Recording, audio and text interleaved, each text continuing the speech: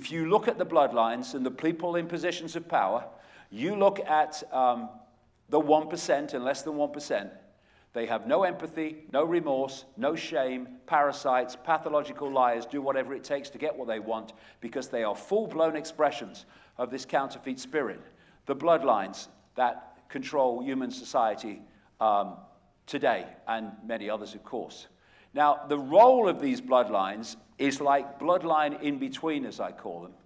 Imagine that you have something that you can't work with directly, because these entities that are this counterfeit spirit in form, they don't want to put themselves on public display. The counterfeit spirit itself cannot directly manipulate this reality because it's not of the same frequency band and can't interact with it.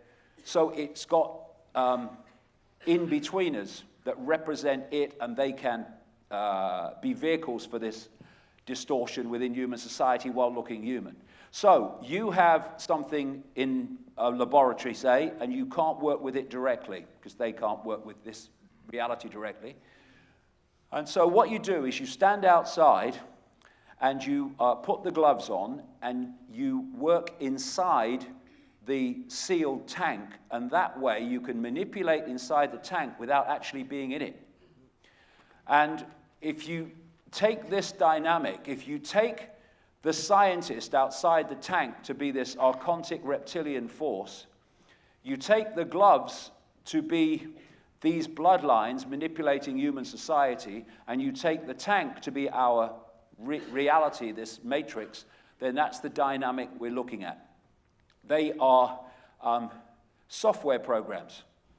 They are hybrid agent Smiths, simply vehicles for this archontic distortion to express itself in this world. That's why they act as they do. And this software program has to be protected. If you interbreed it with the wider human population, its traits, its character traits, including the lack of empathy, start getting diluted.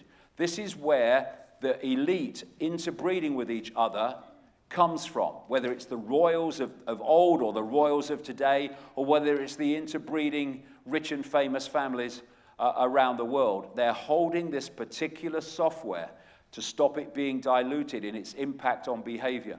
So when we're looking at bloodline genealogy, in effect, on their level, it's replicating the software program, so it holds its power. And so we're looking at, therefore, a structure, a hierarchy, which comes out of the unseen through the reptilian and other non-human into the human dynasties, and then we enter the spider's web, or the pyramid of manipulation within the society that we see. It's a whole hierarchy coming out of the unseen into the seen that I described much earlier.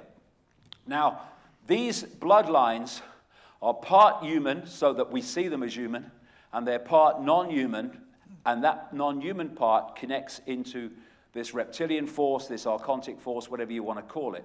And because there's this hybrid nature, the frequency compatibility is much closer than the human population, and therefore the ability to use them as a vehicle and simply direct their behavior is much more powerful.